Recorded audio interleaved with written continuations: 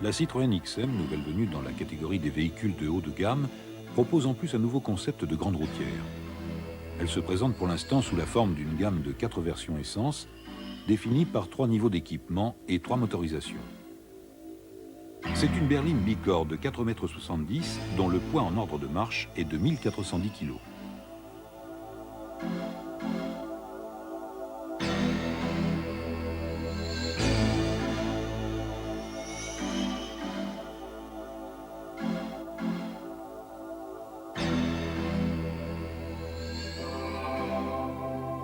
Le volume du coffre, transformable par basculement de la banquette arrière, varie de 455 litres à 1460 litres.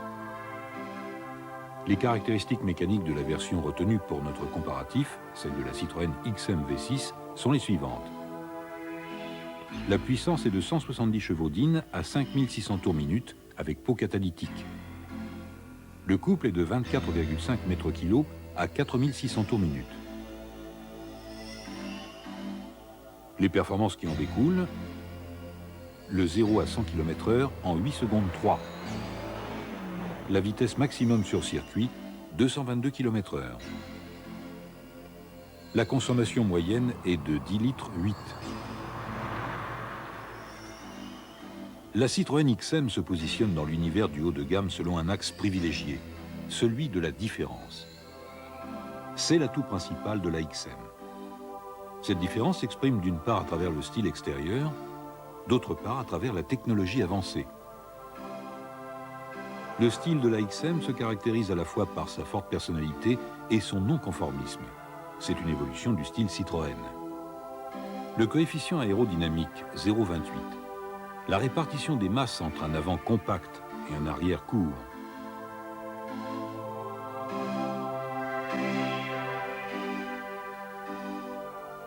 La ceinture de caisse progressivement relevée suggère les performances, la tenue de route et la sécurité active.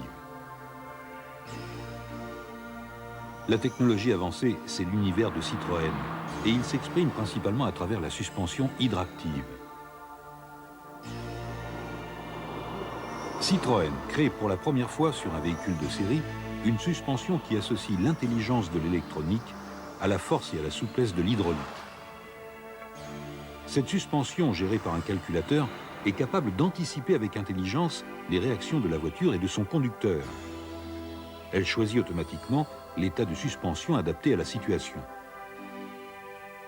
Associée à la traction avant, au freinage haute pression avec ABS et à la direction hydraulique à effort variable, cette suspension constitue un nouveau concept de sécurité active.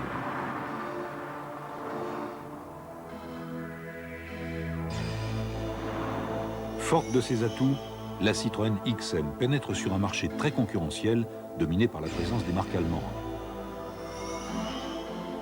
Les faits, l'opinion de la presse, la réputation et l'avis de spécialistes sur ses concurrentes démontrent la réalité de ses atouts.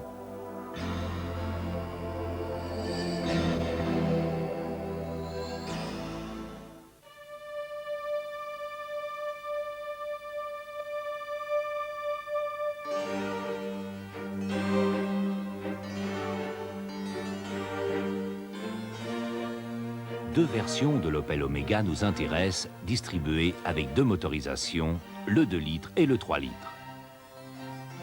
L'Omega 3000i est la plus puissante de ces versions. Le relatif succès de la voiture sur le plan européen en fait une concurrente sérieuse de l'XM, même si l'Omega ne rencontre pas le même enthousiasme en France. L'Omega succède à la Record et se présente comme une berline classique 3 volumes aux formes résolument aérodynamiques.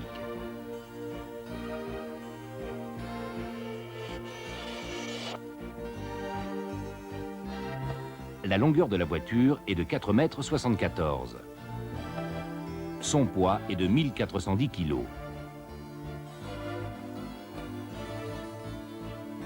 Le volume du coffre est modulable de 520 litres à 870 litres.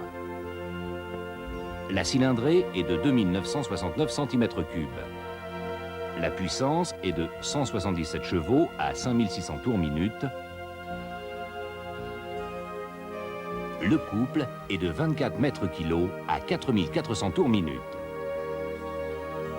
Les performances sont de 0 à 100 km/h en 8 secondes 8, vitesse maxi 222 km/h sur circuit. La consommation normalisée est de 10,6 litres en moyenne.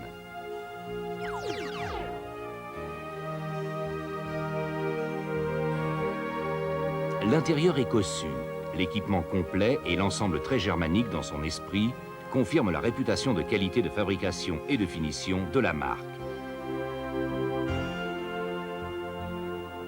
Par contre, la presse est plus sévère sur la motorisation de la voiture. Le moteur V6 en fonte est en effet qualifié d'antique et ceci a des conséquences sévères en termes de performance et de consommation. Que ce soit sur le plan des accélérations, comme sur celui des reprises, la voiture accuse l'âge certain de son moteur, aggravé par le poids conséquent de la caisse. La consommation s'en ressent. De plus, les journalistes reprochent à l'Omega un étagement de la boîte de vitesse regrettable parce que trop long.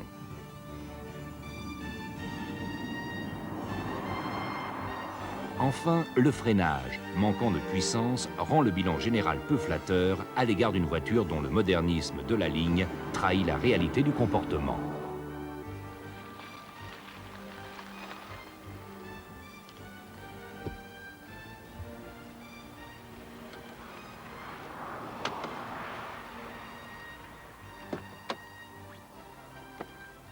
Premières impressions, Jean-Pierre? Bien, c'est pas mal, mais ce que je trouve surtout, c'est que c'est une voiture qui donne l'impression un peu de dater sur le plan conduite. C'est un petit peu une voiture encore pas très bien amortie. Les rapports, la boîte de vitesse sont très longs. C'est pas très vivace tout ça. Au niveau des sièges, de l'assise, etc., comment ça se passe? Non, ça, tout ça, franchement, c'est pas mal. Moi qui suis grand, j'ai une assez bonne position de conduite au volant.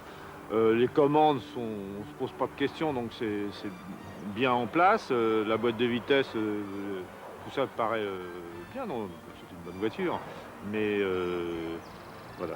Maniabilité. Bah justement, c'est ce que je trouve qui est pas très fantastique, parce que j'en reviens toujours à cette impression de lourdeur. Elle est lourde dans son comportement, elle est lourde dans son amortissement. Enfin, plein de choses. Freinage, c'est pas mal, mais on a toujours ça freine. Mais par exemple, quand je compare avec une Mercedes, eh bien, qui est une voiture sûrement beaucoup plus lourde que ça, eh bien, on n'a pas cette impression de lourdeur.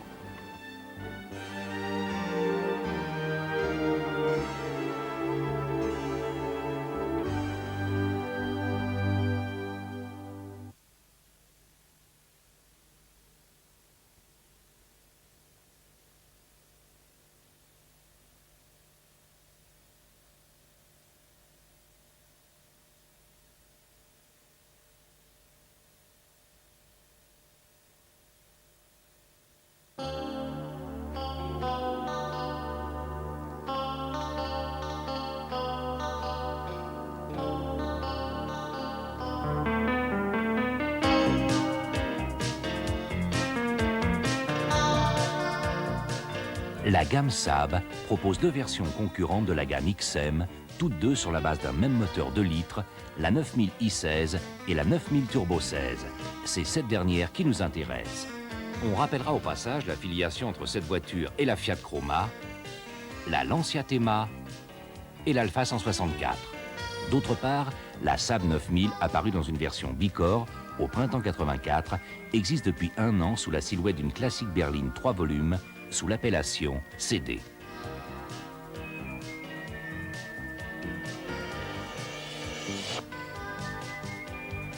La longueur de la voiture est de 4,62 m. Son poids est de 1345 kg.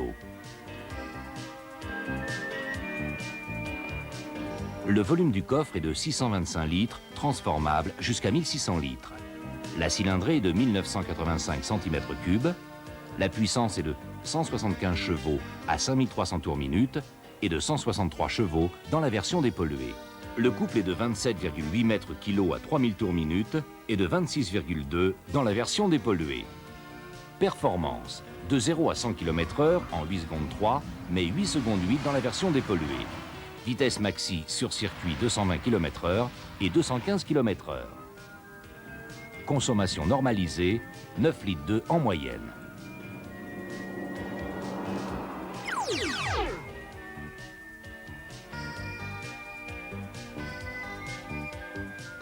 La réputation de qualité des produits suédois trouve son reflet dans la 9000 Turbo 16. La planche de bord respire la sobriété et l'ensemble de l'équipement est complet.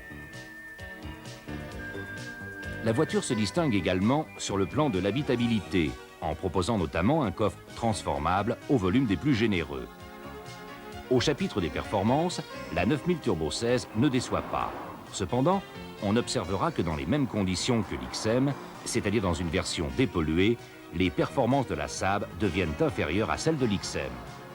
Au chapitre des doléances, la Saab souffre des mêmes maux que ses cousines italiennes. La conception du train avant se marie difficilement avec le couple rageur de la voiture et la brutalité du turbo. La présence d'un essieu arrière rigide n'arrange rien et la conduite de la voiture dans certaines conditions s'apparente plus à un rodéo. Le confort et l'adhérence s'en ressentent, en particulier sur sol humide.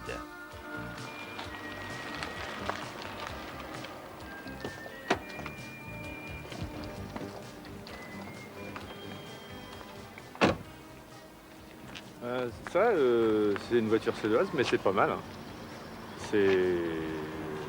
Bon, je trouve que c'est agréable, ça freine bien, ça tient pas mal la route, même assez bien. Le seul petit défaut que ça a, c'est que le moteur est assez bruyant, enfin, ou plus ou moins dans l'habitacle, on entend pas mal le bruit du moteur. Mais sans ça, c'est une voiture agréable. Motricité. Ouais, bah, c'est pas mal, c'est pas mal. L'essieu arrière rigide, ça se sent pas trop? Bah non, franchement non, parce que bon, bah, c'est une traction avant, donc on sent pas tellement le... Non, non, c'est... Tenue de route, freinage, Ouais, moi j'ai trouvé ça assez bien. les Franchement, sièges, confort. ouais, on est peut-être pas très bien tenu latéralement dans ces sièges. Je trouve un peu grossier et même, je dirais, même dans certains cas, un petit peu lourdeau, mais non, j'étais agréablement surpris. Bonne suédoise, quoi. Ouais, celle-là, oui.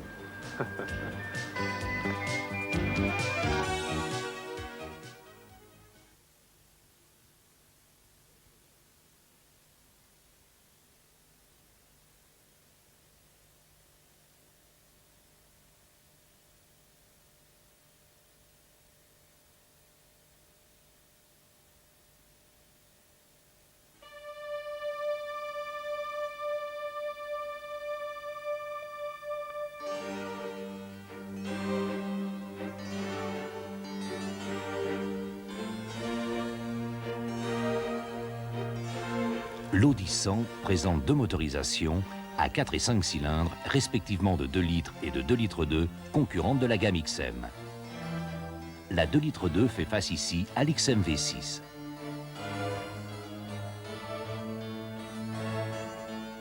Apparue courant 82, l'Audi 100 est la plus ancienne voiture de notre comparatif.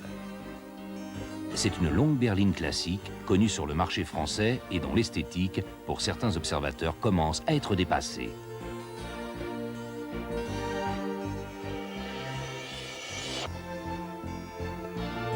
La longueur de la voiture est de 4,79 m.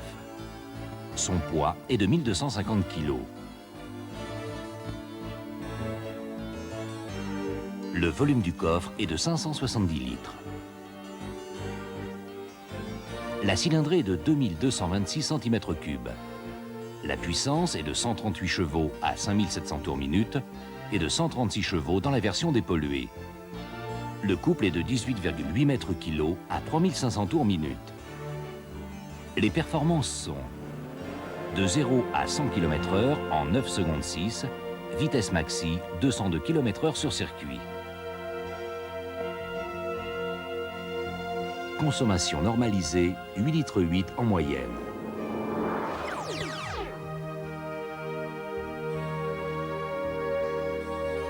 L'Audi 100 est reconnue pour être une confortable berline familiale à l'habitabilité généreuse. Sur le chapitre du confort, on notera cependant la présence d'un essieu arrière rigide. L'équipement est succinct, à l'image des voitures allemandes, de même que l'ambiance qui se dégage de l'intérieur apparaît plutôt austère. Le coffre est très vaste, mais non transformable. La presse est plus sévère à l'égard du moteur. Il est vrai qu'avec 138 chevaux, la puissance la plus modeste de notre comparatif, l'Audi 100 est plus proche de l'XM 2 litres que du V6.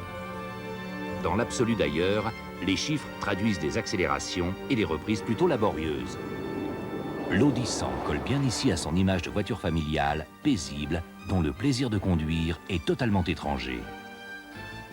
Enfin, sa fiabilité et sa robustesse indiscutables ne parviennent pas à faciliter sa revente sur le marché d'occasion.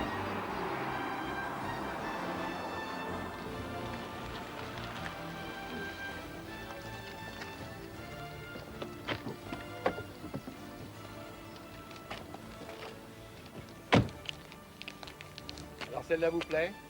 Non, pas du tout. Et je dois dire qu'elle ne me plaît pas parce qu'elle est assez lourde, assez pataude.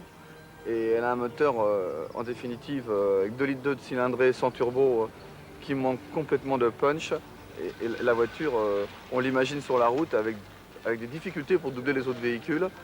Pour moi, c'est un problème de sécurité. Il faut un minimum de puissance pour pouvoir doubler rapidement. Or, cette voiture n'a pas cette puissance minimale. Et donc, on conduit une voiture très lourde, très pataude. Au niveau de l'équipement? Je trouve que l'intérieur est extrêmement triste, mais c'est une Allemande assez bien équipée. Ce que je regrette, c'est l'ambiance très terne de l'intérieur. Au freinage, la voiture s'écrase de l'avant et je pense qu'il faudrait mettre un petit peu plus d'anti-plongée dans la suspension. Et par contre, elle a un bon silence de fonctionnement aérodynamique, peu de bruit aérodynamique. C'est une auto sympathique mais sans âme et je trouve dénuée complètement d'intérêt par son manque de puissance.